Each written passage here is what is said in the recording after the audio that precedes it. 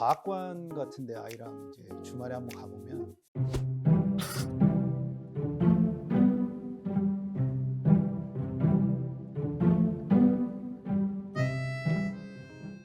모 대표님이야 이제 똑똑하마의 대표님이시니까 네. 스팀이 뭐의 줄임말인지는 아시죠? 알고 있습니다. 사이언스, 테크놀로지, 엔지니어링, 아트, 매스. 네, 5가지의 영역에 있어서 융복합적으로 교육하는 것을 스팀 교육이라고 우리가 명명을 하고 있고요. 이 스팀 교육이 중요한 이유는 아마도 세상이 너무 빨리 움직이고 변화되어지는 속에서 실생활에서의 어떤 해결을 모색하는 방법으로 스팀이 각광을 받고 있는 것 같아요. 그런 맥락에서 오늘은 이제 스팀이란 왜 좋고 어떻게 하는 것이 필요한지에 대한 것을 좀 한번 이야기를 해보겠습니다.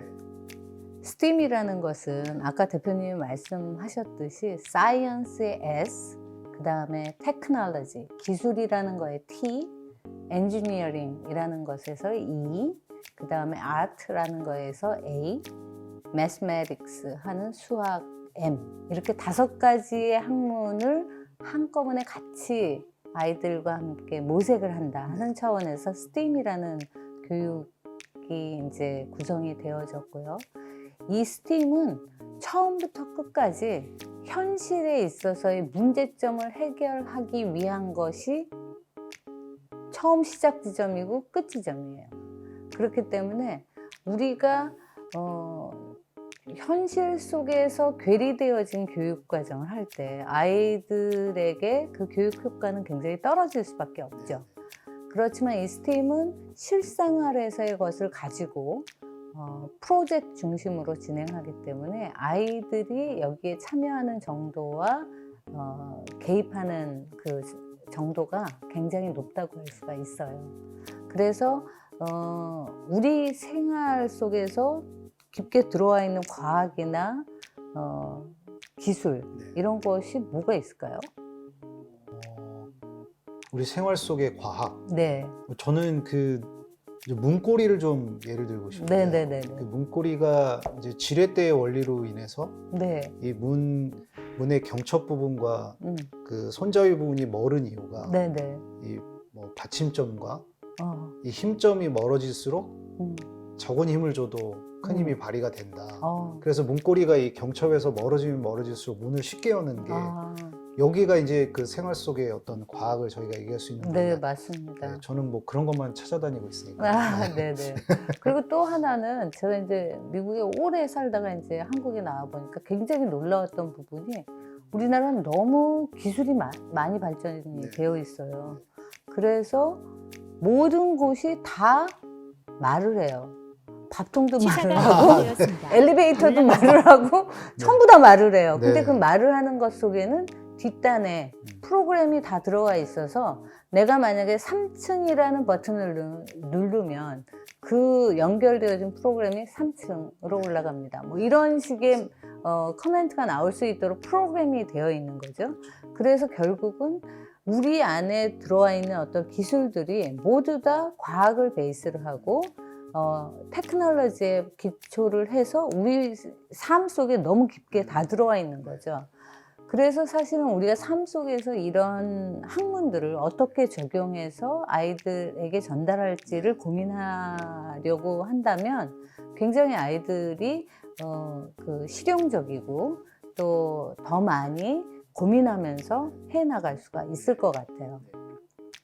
그래서 우리에게 주어진 이 기회를 통해서 기존에 있는 사업과는 조금 결이 다른 좀 더 기술 중심이고 예를 들어서 요새 이야기하는 AI라든지 아니면 빅데이터라든지 이런 것들을 통해서 아이들이 더 그 세상의 어려운 지점을 기술과 과학과 수학으로 변화시키고 발전시킬 수 있도록 하는 그런 것이 스팀 교육의 핵심이라고 생각을 합니다. 우리가 특별히 21세기에 필요한 능력은 아이들이 한 영역에서 유능함을 보인다고 해서 성공할 수 있는 것은 아니에요. 왜냐하면 슬프게도 우리나라 같은 경우는 이제 기초과학 같은 것이 너무 약해진 이유가 그 기초과학만으로는 사실은 직장이라는 잡 마켓에서는 좀 살아남기가 어렵기 때문에 이제 그런 거라고 생각을 하는데요. 그렇기 때문에 우리가 필요로 하는 인재는 여러 영역의 것들을 가지고 융합적으로 사고할 수 있는 능력을 가진 자들이 필요하고, 그런 아이들을 키워내기 위해서는 서로가 협업하면서 함께 할 수 있는 그런 경험들을 가질 수 있도록 하는 교육이 중요하다고 생각이 됩니다. 그런 맥락에서 이제 스팀이라는 그 어떤 교육의 그 전체 구조, 프레임워크를 통해서 이제 아이들에게 그런 역량을 좀 키워나갈 수가 있는 거죠. 그래서 우리가 여기에서 주어진 그 과학과 수학은 어떤 의미에서는 그 문제의 핵심을 풀기 위한 이론하고 개념을 제공하는 영역이라 하면, 기술과 엔지니어링, 테크놀로지하고 엔지니어링은 이것을 실생활에 연계해서 어떻게 활용할 것인가 하는 그 구조적인 사고를 하는 구조를 제공을 하고 있는 거고요. 그 다음에 여기서 아트라는 것은 그거를 과연 우리가 어떻게 표현을 해서 설득을 해낼 것인가, 세상을 향해서 감성적으로 어떻게 설득할 것인가, 또 그것에 대한 생각의 흐름을 어떻게 기록할 것인가 등등의 방식으로 이제 스팀이라는 것이 진행이 되고 있습니다. 스팀이라는 것을 통해서 아이들이 배우는 것들에서 좋은 점이 뭐냐면, 아이들이 좀 더 현실의 문제를 중심으로 해서 비판적으로 사고할 수가 있어요. 그러니까 예를 들어서 아이들이 놀이터에서 모래 위에서 놀이를 하는데 물이 고였어요. 놀이를 못해요. 그럼 어떻게 할 것인가가 유아들에게 제공되어지는 스팀 교육의 어떤 주제일 수 있어요. 그 다음에 예를 들어서 놀이할 때 놀이터에 울타리가, 미국 같은 경우는 이제 이렇게 펜스 나무로 되어 있잖아요. 그 나무 울타리가 넘어졌어요. 그래서 놀이하기가 어렵다. 그럼 이걸 어떻게 해결할 것인가? 그것이 안건이 되어져서 아이들이 협의를 하고 주변에 있는 자료를 모집하고, 그래서 모집되어진 자료로 어떤 구조로 세울 것인지 계획하고 하는 것과 같은 이런 프로젝트 중심의 실제 안건과 실제 재료를 가지고 하는 교육이 스팀 교육이기 때문에 굉장히 아이들에게 목적 지향성인 교육을 할 수가 있죠. 그리고 이것을 해내기 위해서는 사실 단순한 하나의 학문만 가지고는 되지가 않죠.